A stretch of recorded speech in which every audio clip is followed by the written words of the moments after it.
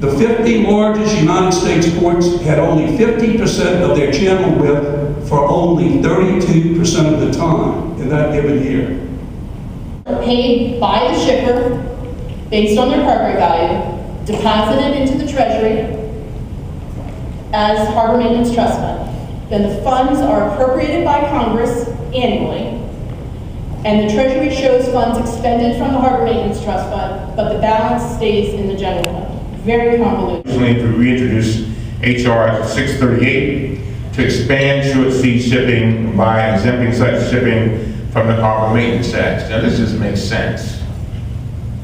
Enacted in 1986, the Harbor Maintenance Tax is assessed at the rate of $125 per $100,000 of cargo value. Because the tax is assessed on an ad valorem basis, it must be paid by each shipper when a piece of cargo on a ship, which makes collection impractical and encourages the transportation of freight, encourages the transportation of freight between domestic destinations between the United States and Canada by truck. If, for example, a FedEx truck wants to board a ferry in Windsor, Canada, and be offloaded just across the river in Detroit, Michigan, each of the owners of the 500 packages that are in the truck must pay the tax. There's no practical way to collect the tax from so many packages. And so the truck travels to the United States across a bridge. At the present time, trucks carry nearly 70% of the freight tonnage transported in the United States. By contrast, the most highly developed inland water freight transportation routes in the United States, those running on the Mississippi River, the Great Lakes, and the St. Lawrence Seaway, carry just 13% of freight tonnage in the United States.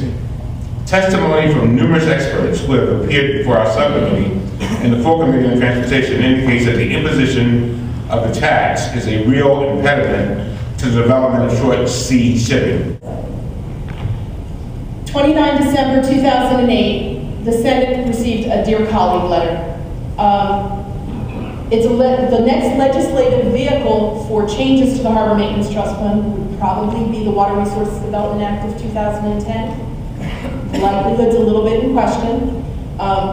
Usually that's our collection of projects that we've been accused of, and it's the authorization for those projects.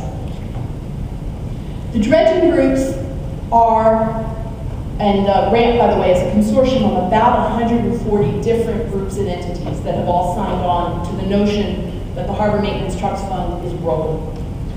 The dredging groups are behind this, and we really need everyone behind it fighting the same battle. There needs to be a consistent message.